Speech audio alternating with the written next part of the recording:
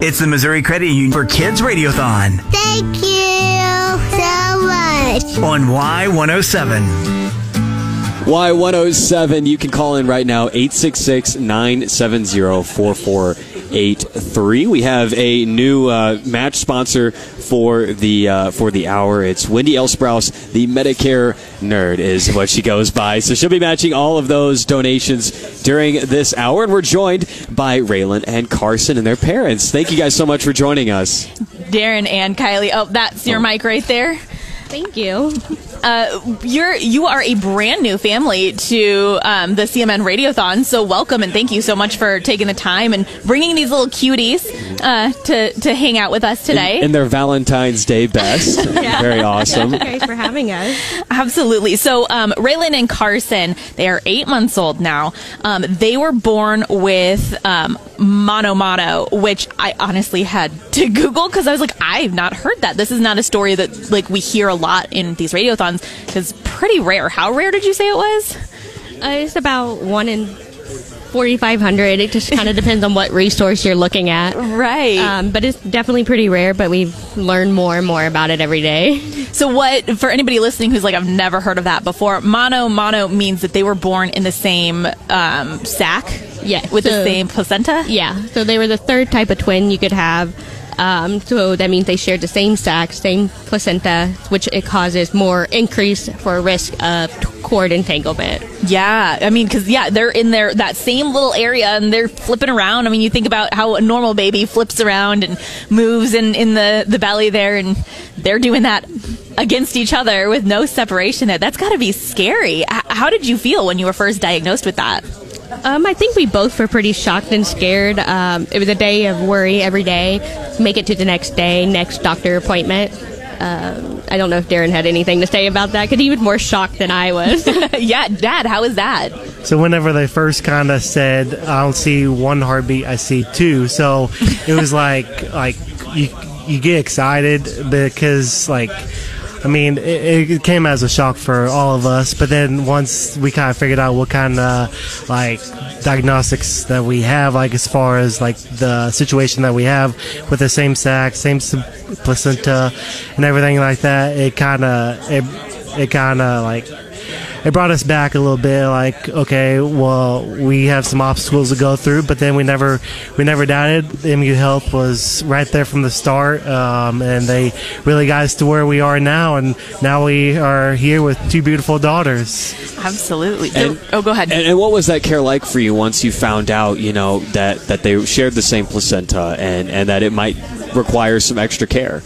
Yeah, so it was definitely stressful. So it was day by day, week by week, ultrasound by ultrasound. So we went in for most weeks. It was about once every week. Sometimes if they had a good week, then we'd go about every other. But just you always held your breath whenever you went in there, just waiting to hear the both heartbeats and just kind of make sure everything was going all right. And we still had those ups and downs of ultrasounds, of course, but it was just we never lost faith, that's for sure. And the between the ultrasound techs and the NICU doctors, nurses, everybody, they got them wherever we were here. So.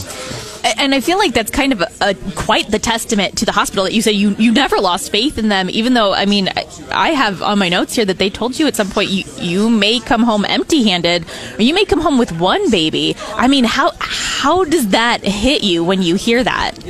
As a mom and a parent, it just makes you kind of believe more in the miracle.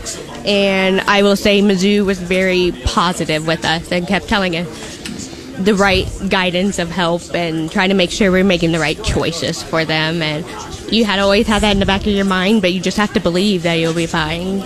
And this is one of those things, too, that we talk about, we are so lucky to have this hospital here in Columbia. I mean, you guys came from California, Missouri, to be able to have the use of this hospital. I mean, you didn't have to go to St. Louis. You didn't have to go to Kansas City for that.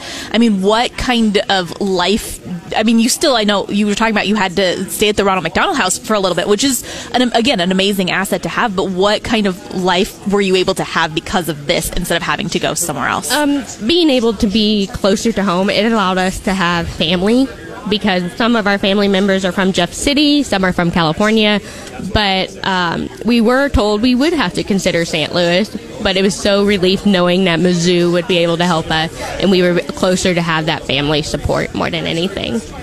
And so you were telling us a little bit about when they were still in sharing the placenta. You were talking about how Raelyn was, they were sharing the same blood supply or blood kind of flow, I guess. Could you explain how that worked? So the main thing with twins, all twins, is kind of watching for twin blood transfusion, which is the sharing of the blood. And we were so lucky to make it about week 19 before that became a big concern with our girls. We were sent to I would say it was St. Louis, to look at that, and they said, nope, Mizzou's got it. So we went to Mizzou, and we watched that weekly, and it turns out that Raelyn was stealing or giving her blood to her sister, who was stealing it, and because of that, we were rushed early for delivery because she was starting to steal too much, and it was being a concern. Now, I'm sure at that point, when you are looking at it, every day is kind of a miracle that they're still there, and that, it could be worse. It could be more entangled or whatnot. So my guess is, as you were pregnant, you were looking forward to just giving birth. You couldn't really look into the future. You're like, I just want to get them here safe, right? Yeah, I think for me, mentally, and really for them, I was more like, if I can get them here, I can be more there for them, not stressing my body on them, and they would have the best care and whatever they need with the hospital and the NICU. And you guys spent a ton of months in the hospital. I mean, I was like, do you feel like you just left yesterday? Yes, there's days where I'm like, it was just yesterday we were there. And then coming back for appointments, seeing some of the similar faces that we dealt with every day is kind of nice too, because they became your family. Yeah. If there was anybody listening right now that's like, I don't know, gas is expensive, groceries are expensive, I don't know that I have that $20 to give each month, what would you tell them?